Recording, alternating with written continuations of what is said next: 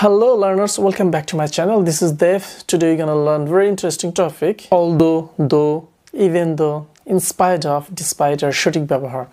We often get confused where to use, how to use although, though, even though, in spite of and despite of. So let's get started.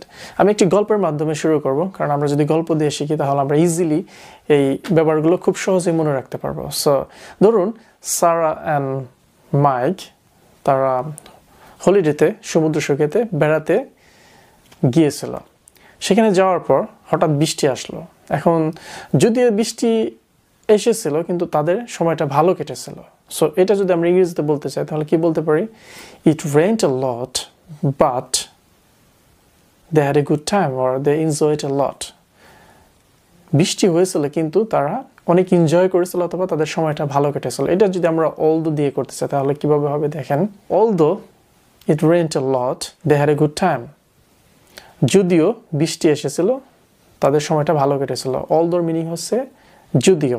এখন আমরা যখন although দিয়ে কোনো বাক্য গঠন করব তখন although পর অবশ্যই একটা সাবজেক্ট লাগবে প্লাস একটা ভার্ব। ধরেন although it সাবজেক্ট, rained হচ্ছে ভার্ব। যেহেতু past tense ed যোগ হয়েছে, রাইট? সো although দিয়ে আমরা যদি করতে চাই, এখন যদি আমরা in spite or despite দিয়ে করতে চাই তাহলে কিন্তু সেম সেন্টেন্সটা আমরা এভাবে করতে পারি। In spite of the rain they had a good time. Despite the rain they had a good time. এখন in spite of and despite এই দুইটা মিনিং হচ্ছে তা সত্ত্বেও। অবশ্যই খেয়াল রাখবেন যে in spite of এর পরে নাউন হবে, সাবজেক্টও হবে না, ভার্বও হবে না। bear in mind, মনে রাখার চেষ্টা করেন। in spite of and despite এর পরে কি হবে? শুধু নাউন হবে। এখানে আমি দার পরে নাউনটা দিয়ে দিয়েছি rain, ঠিক আছে? So in spite of the rain, বৃষ্টি থাকা সত্ত্বেও বা বৃষ্টি হওয়া সত্ত্বেও তারা কি করেছিল? এনজয় করেছিল। আমরা কিন্তু এভাবে বলতে পারি। এখন althougghটা আমরা কিন্তু সেন্টেন্সের মাঝখানে ইউজ করতে পারি। For example, I did not apply for the job although I had the qualification. আমি চাকরিটিতে আবেদন করিনি যদিও although আমার যোগ্যতা ছিল। আমরা কিন্তু althougghটা মাঝখানে ইউজ করলাম। এখন compare between although and because, এখানে আরো ক্লিয়ার হবে। দেখেন we went outside although it rained heavily. আমরা বাইরে গিয়েছিলাম যদিও ভারী বর্ষণ হয়েছিল, মানে অনেক বৃষ্টি হয়েছিল। although দুইটা সেন্টেন্সে কিন্তু although এই পাশে ও পাশে পজিটিভ সেন্টেন্স, কোনো নেগেটিভ সেন্টেন্স নাই। বাট যদি বিকজ আনতে চান তাহলে দেখবেন একটা নেগেটিভ হয়ে গেছে অটোমেটিক।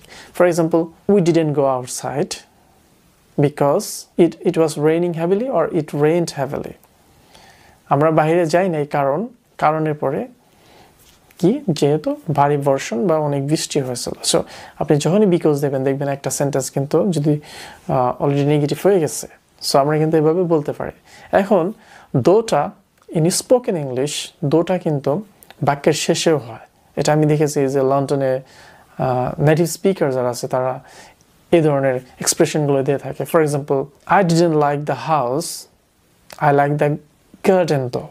গার্ডেন, যে আমি বাসাটা বা আমি বাড়িটি আমার পছন্দ হয় না কিন্তু বাগানটি আমার পছন্দ হয়েছে দো, ঠিক আছে? এভাবে কিন্তু আমরা বলতে পারি I didn't like the house, I like the garden though.